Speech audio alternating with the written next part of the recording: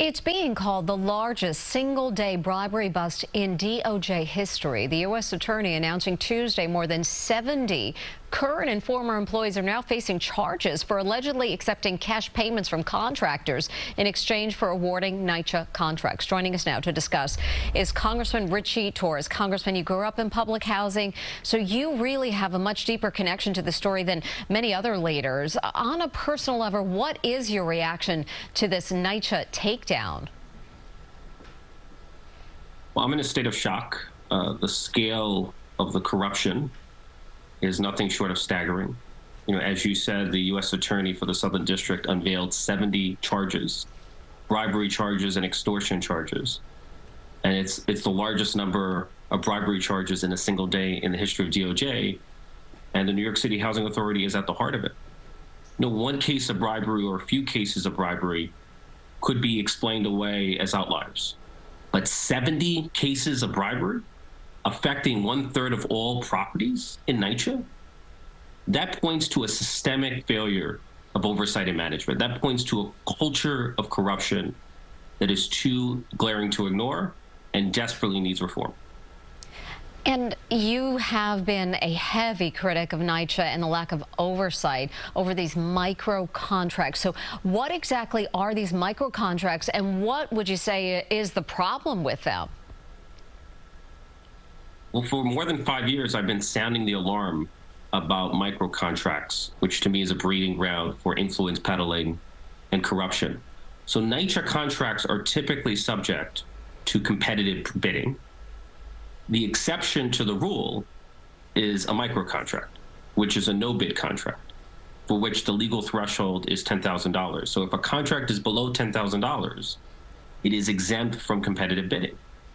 And so a superintendent could easily structure a contract below $10,000 in order to escape competitive bidding requirements, and can easily steer those contracts toward friends, family, and preferred vendors. And therein lies the risk of corruption.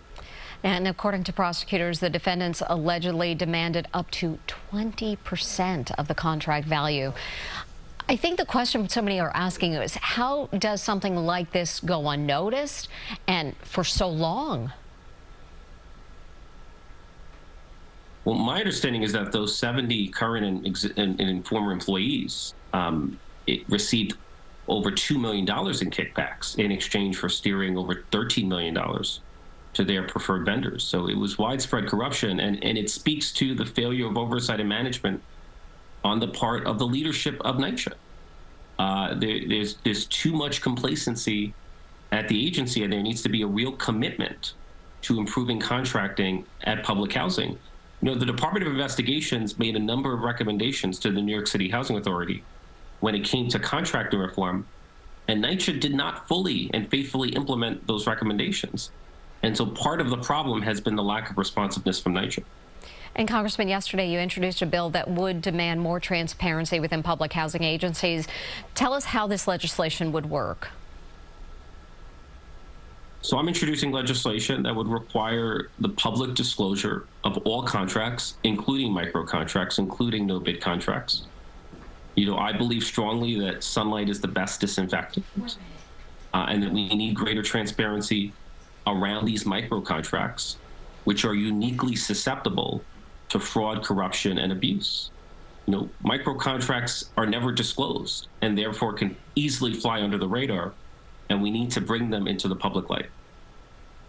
NYCHA CEO Lisa Bobahayed condemned those involved, saying in a statement that NYCHA has zero tolerance for wrongful and illegal activity. She also said in a recent interview that there's going to be changes to how NYCHA handles smaller contracts for faster repair work. Do you think her changes will have an impact? Do you think there needs to be change at the top of NYCHA?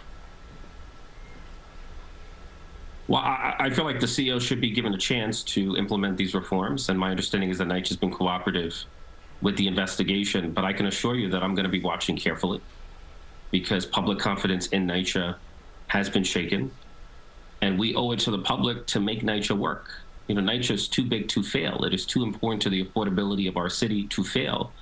NYCHA is the largest provider of affordable housing, not only in New York City, but throughout the country, housing 500,000 New Yorkers. 1 in every 17 New Yorkers depends on NYCHA for housing.